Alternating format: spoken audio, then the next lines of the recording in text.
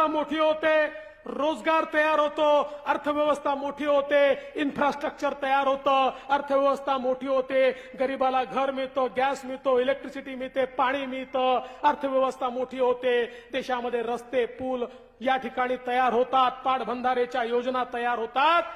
हे सगळं करण्याचं काम या ठिकाणी खऱ्या अर्थानं माननीय मोदीजींच्या नेतृत्वात झालेलं आहे.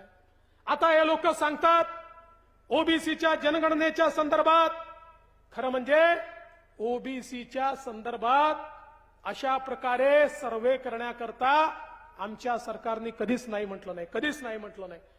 परंतु त्याच वेळी एक सवाल माझा आहे की 1931 नंतर या देशामध्ये कधीच या ठिकाणी जातीय जनगणना का झाली नाही? कधीच झाली नाही. एससी एसटी वगळता कधीच जनगणना झाली नाही. 7 मे 2011 रोजी तेव्हाचे काँग्रेसचे गृहमंत्री पी चिदंबरम यांनी सांगितले, कुठे सांगितलंय? लोकसभेत सांगितलंय. आता हे उलटं बोलतात. त्यांनी लोकसभेत सांगितलंय एससी एसटी वगळता कुठल्याच समाजाची आम्ही जातीय जनगणना करणार नाही. आणि त्याच्या पुढे जाऊन त्यांनी सांगितलं की स्वातंत्र्यानंतर पंडित नेहरूजींच्या काळातच हे ठरलेलं आहे की कुठल्याही समाजाची जातीय जनगणना आम्ही करणार नाही. असं एकीकडे लोकसभेमध्ये मंत्री म्हणून सांगतात आणि दुसरीकडे मात्र त्या ठिकाणी म्हणतात जातीची जनगणना का होत नाही. 2011 मध्ये त्यावेळच्या सरकारसमोर हीच मागणी विरोधी पक्षांनी केली होती. त्यावेळी त्यांनी ती मागणी नाकारली आणि ती नाकारल्यानंतर जेव्हा प्रेशर आलं त्यावेळेस त्यांनी डेटा गोळा करण्याकरता सांगितला आणि अशा प्रकारचा जातीय समाजाचा डेटा तयार केला. या ठिकाणी आमचे हंसराज भैया अहिर आहेत, त्यांच्या ओबीसी आयोगाला त्याची कल्पना आहे. खरं म्हणजे आपल्याला आश्चर्य वाटेल, एकूण महाराष्ट्रामध्ये आपण जर विचार केला तर या ठिकाणी जेवढ्या जाती आहेत त्याच्या कैकपट जास्त त्याच्यामध्ये जाती निघाल्या. केंद्राच्या यादीमध्ये 2479 जाती या ओबीसी मध्ये आहेत. पण ही जी यांनी जातीय जनगणना केली त्यात किती जाती निघाल्या माहितीये? 46 लाख. आता 46 लाख जाती तरी आहेत का? 46 लाख जाती त्यामध्ये आल्या आणि महाराष्ट्रामध्ये 494च्या ऐवजी 4 लाख जाती त्या ठिकाणी त्यांच्या जनगणनेमध्ये त्या ठिकाणी आल्या. आणि म्हणून मग त्यावेळच्या काँग्रेसच्या सरकारने हा निर्णय केला की जातीय जनगणनेचे आकडे हे घोषित करायचे नाहीत. तेव्हापासून आजपर्यंत त्यांनी घोषित केलेले नाहीत. आणि म्हणून आमचं अतिशय स्पष्ट मत आहे, जातीगत सर्व्हे करायला आमचा नकार नाही आहे. पण त्याच वेळी जाती जातींना समोर उभं करायचं, जाती जातींमध्ये भांडणं लावायची, अशा प्रकारचा कुठलाही निर्णय आम्ही करणार नाही. आज आपण पाहतोय बिहारमध्ये जात जनगणना झाली नाही, त्यांनी सर्व्हे केला. पण सर्व्हे केल्याबरोबर कुर्मी म्हणतात आमची संख्या कमी दाखवली, कोयरी म्हणतात आमची कमी दाखवली, मल्ला म्हणतात आमची संख्या कमी दाखवली. एक प्रकारे जे छोटे ओबीसीतले घटक आहेत ते सगळे आता त्या ठिकाणी आंदोलनाला उभे आहेत आणि ते म्हणतात हा बोगस सर्व्हे या ठिकाणी झालेला आहे. त्यामुळे करायचा असेल तर तो नीट योग्य प्रकारे केला पाहिजे.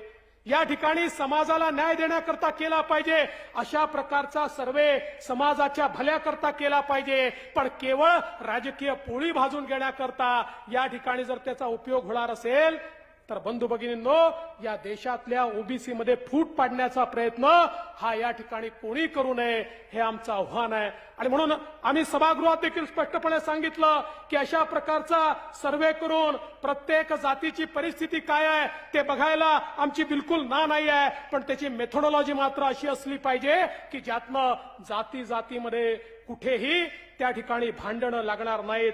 अशा प्रकारचा प्रयत्न आपण या ठिकाणी केला पाहिजे. आज जिसकी जितनी आबादी उसकी उतनी भागीदारी म्हणणाऱ्या काँग्रेसला माझा सवाल आहे, तुमच्याकडे तर भागीदारीचा विषयच नाही आहे. एकाच घरातले सगळे पंतप्रधान. माझा काँग्रेसला सवाल आहे, काँग्रेसने घोषित करावं की आम्ही या देशामध्ये ओबीसी पंतप्रधान करणार आहोत. करू शकतं का काँग्रेस? काँग्रेस करू शकत नाही. त्यामुळे या ठिकाणी निवडणूक आल्यानंतर अशा प्रकारे केवळ खोटं बोलायचं आणि रेटून बोलायचं आणि मोदीजींच्या विरोधात मोठ्या प्रमाणात त्या ठिकाणी कागाळ्या करायच्या हे आता काँग्रेसने आणि त्यांच्या मित्रपक्षांनी बंद केलं पाहिजे. भारतीय जनता पार्टी ही नैसर्गिकरित्या ओबीसी भटक्या विमुक्तांची पार्टी आहे. भारतीय जनता पार्टीचा जो डीएनए आहे हा ओबीसी आणि भटक्या विमुक्तांचा आहे. भारतीय जनता पार्टीची लीडरशिप जर आपण बघितली ती आमची ओबीसी आणि भटक्या विमुक्तांची आहे. आणि आज भारतीय जनता पार्टी ज्यांच्या भरोशावर देशामध्ये निवडून येते ते मतदार देखील मोठ्या प्रमाणात आज ओबीसी व्हीजेएनटीचे मतदार आहेत. आणि म्हणून भारतीय जनता पार्टी हा ओबीसी आणि भटक्या विमुक्तांचा नैसर्गिक मित्र आहे.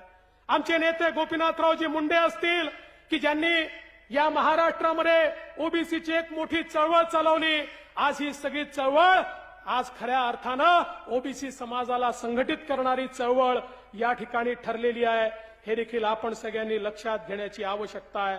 आणि म्हणून आज आपण पाहतो ज्या प्रकारे राज्याच्या या आपल्या सगळ्या राजकारणामध्ये मोठ्या प्रमाणात ओबीसी करता काम करणं हे आपल्या सरकारने सुरू केलं. आणि मला सांगताना आनंद वाटतो या राज्यामध्ये इतके वर्ष काँग्रेस राष्ट्रवादीचं तेव्हाचं सरकार होतं त्यांनी कधीही ओबीसी करता मंत्रालय तयार केलं नाही. मी मुख्यमंत्री झालो आणि मुख्यमंत्री झाल्यानंतर ओबीसी आणि व्हीजेएनटीचं वेगळं मंत्रालय हे मी स्वतः या ठिकाणी तयार केलं आणि त्याच्याकरता मोठ्या प्रमाणात निधी हा आपण उपलब्ध करून दिला. आणि आज ज्या योजना चाललेल्या आहेत त्या आपल्या सरकारच्या माध्यमातून चालल्या आहेत. आज ओबीसी करता आणि व्हीजेएनटी करता सरकारमध्ये 30 GR निघाले. या 30 GR मधले 26 GR हे मी मुख्यमंत्री असताना काढले आहेत. 4 GR शिंदे साहेब मुख्यमंत्री असताना काढले आहेत. माझा सवाल आहे, आज वडेट्टीवारजी विचारत होते की या ठिकाणी ओबीसी हॉस्टेलचं काय झालं. माझा त्यांना सवाल आहे, 2.5 वर्ष ते मंत्री होते, एक हॉस्टेल ते सुरू करू शकले नाही. पण या ठिकाणी आमचे संजय कुटे असतील, आमचे राम शिंदे असतील किंवा आता आमचे अतुल सावे असतील यांच्या नेतृत्वात खऱ्या अर्थानं ओबीसी व्हीजेएनटी करता हॉस्टेल हे आता सुरू होऊन राहिलेले आहेत. 36 हॉस्टेल आम्ही सुरू करतो. त्याकरता जागा देखील आम्ही बघितलेल्या आहेत. आणि यासोबत ज्या मुलांना हॉस्टेलमध्ये जागा मिळणार नाही, समजा हॉस्टेलच्या जागा संपल्या आणि तरी मुलांना हवं असेल तर त्या मुलांना स्वाधार सारखी योजना देऊन त्यांच्या राहण्याचा खाण्याचा सगळा खर्च हा राज्य सरकारच्या वतीनं थेट त्यांच्या खात्यामध्ये देण्यात येईल. पण ओबीसी भटका विमुक्त कोणीही या ठिकाणी खऱ्या अर्थानं आपण वंचित ठेवणार नाही. आज आपण पाहतोय की या ठिकाणी छात्रावास असेल, विदेशी शिष्यवृत्ती असेल, या ठिकाणी IAS IPS किंवा आपल्या महाराष्ट्राच्या राज्यसेवेमध्ये MPSC मध्ये शिकण्याकरता मुलांची व्यवस्था, त्यांचं ट्रेनिंग, या सगळ्या गोष्टी आपण केल्या. आणि महाज्योतीची स्थापना आमचे कुटे साहेब त्या ठिकाणी मंत्री असताना आपण केली. आज महाज्योतीच्या माध्यमातून मोठ्या प्रमाणात आपण काम करतोय. मगाशी उल्लेख झाला आमच्या ओबीसी आणि भटक्या विमुक्तांकरता विशेष योजना आपण सुरू केली, मोदी आवास योजना.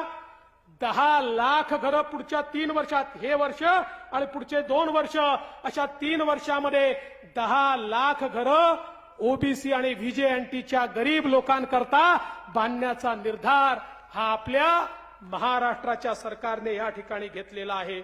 आज आपण पाहू शकतो वेगवेगळे आपण जे या ठिकाणी आर्थिक विकास महामंडळ तयार केले त्या माध्यमातून मोठ्या प्रमाणात गुरव समाज असेल, वडार समाज असेल, त्या ठिकाणी रामोशी समाज असेल, आमचं माती कला बोर्डाच्या माध्यमातून आमचा कुंभार समाज असेल, प्रत्येक समाजाकरता त्या ठिकाणी आपण काम सुरू केलं.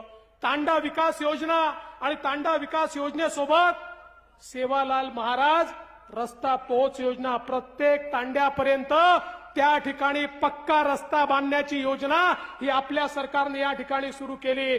तांड्याचा विकास झाला पाहिजे, तांड्यापर्यंत त्या ठिकाणी सगळ्या प्रकारच्या सोयी पोचल्या पाहिजे, हे काम आज आपल्या सरकारने या ठिकाणी केलं. आणि हे सगळं करत असताना आज आपण पाहतोय माननीय मोदीजींनी ओबीसी आयोगाला संवैधानिक दर्जा दिला. मगाशी हंसराज भैयांनी सांगितलं गोष्ट खरी आहे. हे आज ओबीसी बद्दल बोलतात. यांच्या काळामध्ये ओबीसी व्हीजेएनटी समाजातला मुलगा डॉक्टर बनू शकत नव्हता. कारण ते जे 27% आरक्षण हे केंद्रीय कोट्यामध्ये होतं, ते आरक्षण एमबीबीएसला लागूच नव्हतं. 70 वर्षे आरक्षण लागू नव्हतं. पण माननीय मोदीजींनी सांगितलंय चालणार नाही. ओबीसीचा व्हीजेएनटीचा मुलगा हा देखील डॉक्टर झाला पाहिजे. आणि मोदीजींनी 27% आरक्षण हे एमबीबीएस करता, ओबीसी आणि व्हीजेएनटी करता लागू केलं. आणि आज त्याच्यामुळे आमची मुलं डॉक्टर बनताना आपल्याला पाहायला मिळत आहेत. आणि म्हणून बंधू भगिनींनो, आज आपण पाहतोय मोठ्या प्रमाणात आमच्या ओबीसी समाजाकरता वेगवेगळ्या योजना या ठिकाणी आपण तयार केलेल्या आहेत. आज खरं म्हणजे राज्यातल्या ओबीसी समाजाला मी सांगू इच्छितो, व्हीजेएनटी समाजाला मी सांगू इच्छितो, आज राज्यामध्ये वेगवेगळ्या आरक्षणाच्या मागण्या होत आहेत. त्या मागण्या देखील स्वाभाविक आहेत, नैसर्गिक आहेत. त्या मागण्या देखील न्याय आहेत. पण आमचं सरकार एकाचं ओरबाडायचं आणि दुसऱ्याला द्यायचं असं करणार नाही. आमचं सरकार या ठिकाणी कुठल्याही परिस्थितीमध्ये ओबीसी आणि व्हीजे